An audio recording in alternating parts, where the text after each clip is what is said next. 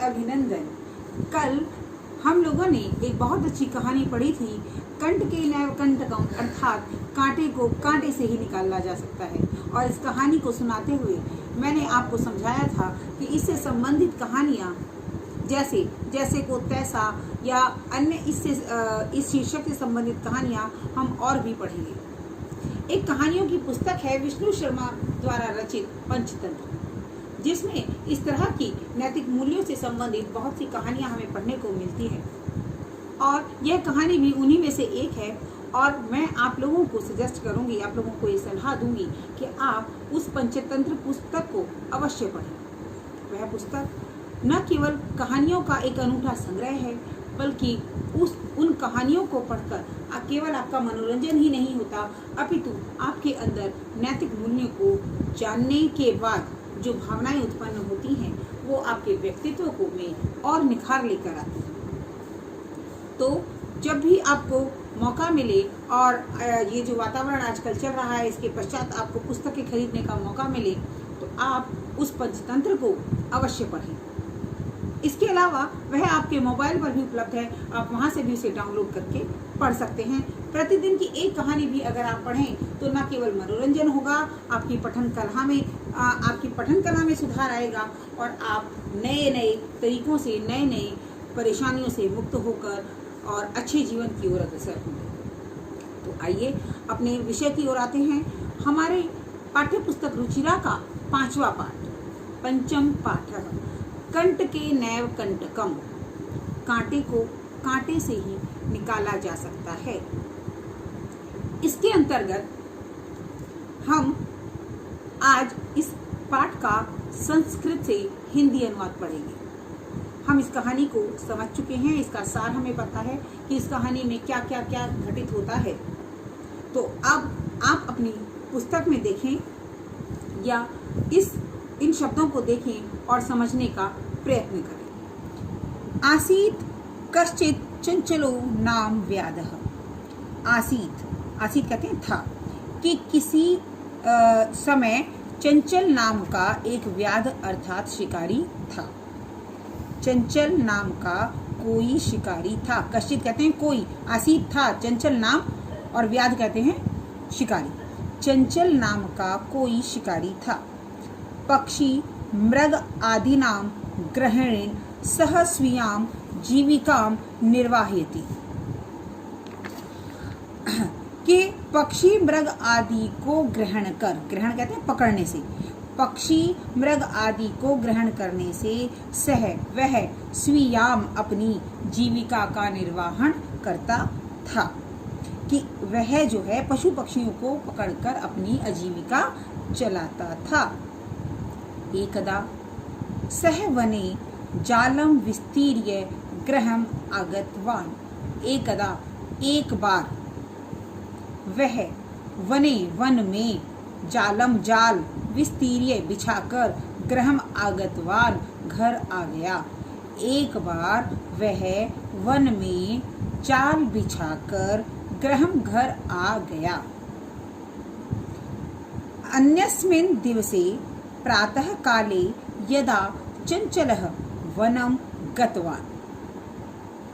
अन्यस्मिन् दिवसे, अन्य दिन अर्थात अगले दिन, प्रातः काले सुबह, यदा जब, चंचल वनम गतवान वन गया, तदा तब, सह दृष्टवान उसने देखा, यत तेन कि तेन उसके द्वारा विस्तारिते बिछाए गए जाल में दौर्भाग्याद दुर्भाग्य से एकः व्याघ्रः बद्धः आसीत्, एक बाघ बंध गया है। पुनः समझिए कि वनम गतवान तदा, कि वन जाकर जब उसने देखा कि उसके विस्तारिते बिछाए गए जाल में दुर्भाग्य से एक बाघ बंध गया था।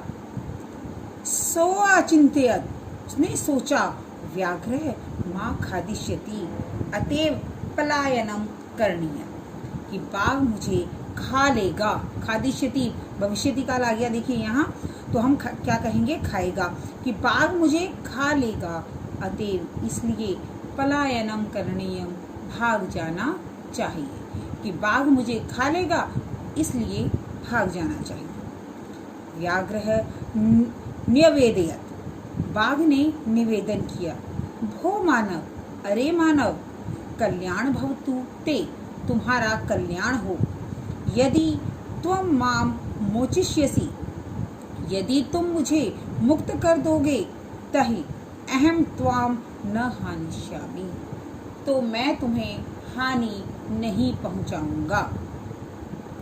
तदा सह व्याधः व्याघ्रम जाला बहि निरसार्यत, तब उस व्याध ने, व्याध शिकारी, तब उस शिकारी ने व्याघ्रम, व्याघ्र को, बाघ को, जालात, जाल से, बही, बाहर, निसारियत, निकाल दिया। अब देखिए विभक्ति के अनुसार जालात पंचमी विभक्ति, यानी कि पंचमी विभक्ति कब आती है, कर्ता ने कर्म को करण से, संप्रदान के लिए और अपादान से अलग होना, यानी कि जब उसे जाल से अलग किया गया, पंचमी विभक्ति आ गई, तो वहां पर हमने व्याघ्र में पंचमी विभक्ति लगाई, व्याघ्रात। जैसे हम बाघ के अगर हम रूप पढ़ें या व्याघ्र के करें तो अकारांत से व्याघ्रात आता है, जिसे हम कहते हैं बालकात, बालकयो, बालकात, बालकात, बालकाभ्याम, बालकेभ्य, तो बालकात के आधार पर हम यहाँ पर व्याघ्रात हमने किया है। तदा सह व्याधः व्याघ्रम जालात बहि निरसार्यत, तब उस शिकारी ने बाघ को जाल से बाहर निकाल दिया। व्याघ्रः क्लान्तः आसीत्, बाघ थका हुआ था।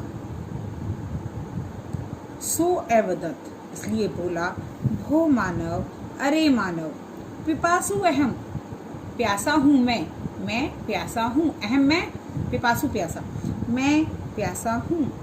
नद्याः जलम आनीय मम पिपासाम शमे, नदी से जलम आनीय, जल लाकर, नदी से जल लाकर, मम पिपासाम, मेरी प्यास को शांत करो, नदी से जल लाकर मेरी प्यास को शांत करो। व्याघ्रम जलम पीत्वा पुनः व्याधम एवदत्, व्याघ्र अर्थात बाघ जल पीकर पुनः व्याध अर्थात शिकारी से बोला, शांता में पिपासा, मेरी प्यास शांत हो गई है, शांता में पिपासा, कि मेरी प्यास शांत हो गई है। सांप्रतम बुभुक्षितो अस्मि, अब मैं भूखा हूँ, सांप्रतम बुभुक्षितो अस्मि, अब मैं भूखा हूँ। चंचलम उक्तवान, नहीं, इदानीम अहम त्वाम खादिष्यामि, अब मैं तुम्हें खाऊंगा, अब मैं तुम्हें खाऊंगा। चंचलम उक्तवान, चंचल बोला, अहम त्वत्कृते धर्मम आचरितवान, मैंने तुम्हारे लिए धर्मम, धर्म का आचरण किया। त्वया मिथ्या भणितम, तुमने झूठ कहा, यानी कि भणितम कहते हैं बोलना या कहना। त्वया मिथ्या भणितम, तुमने झूठ कहा। त्वं माम खादितुम इच्छति, तुम मुझे खाने की इच्छा करते हो। इस प्रकार शिकारी के बाहर निकालने के बाद शेर ने उस शिकारी को खाने की इच्छा की। आज हम केवल इन्हीं 2 पैराग्राफ का अर्थ अपनी अभ्यास पुस्तिका में लिखेंगे, समझेंगे, और जहाँ पर भी हमें कहीं समस्या आएगी हम उसे अंडरलाइन करेंगे और आप फिर मुझसे पूछ सकते हैं। इन 2 पैराग्राफ का प्रत्येक लाइन का अनुवाद हम अपनी अभ्यास पुस्तिका में लिखेंगे, जिससे समय पर जब भी हम इसकी पुनरावृत्ति करना चाहें अपनी अभ्यास पुस्तिका के माध्यम से हम कर सकते हैं। इसके अतिरिक्त आपको जहाँ पर भी जो भी पंक्ति समझ नहीं आती, आप बार बार इस वीडियो को देख सकते हैं और वहाँ से भी समझ सकते हैं। फिर भी अन्य कोई समस्या आने पर हम तो आपके लिए हैं ही। इसके अतिरिक्त आपको इस पाठ का सार अवश्य लिखना है। इस पाठ गई कहानी को अपने शब्दों में अवश्य लिखना है और इससे मिलती जुलती एक कहानी की वीडियो भी बनाकर मुझे भेजनी है। मुझे अब तक केवल कुछ ही बच्चों की वीडियो प्राप्त हुई है। असाइनमेंट के मार्क्स उसी बच्चे को मिलने वाले हैं जिनकी वीडियो आएंगी और आपको पता है गृह कार्य करने का हमारा तरीका क्या है, उसी के अनुसार आप इसे करेंगे और अपने पूर्ण कार्य को करते हुए आगे के पाठ का पूर्ण अनुवाद हम कल की कक्षा में करेंगे। इसलिए अच्छा होगा कि आप इस अनुवाद को आज ही लिख लें, जिससे आपको कल पढ़ने वाले अंश का सार भी और अनुवाद भी पूर्ण रूप से समझ आ सके। धन्यवाद।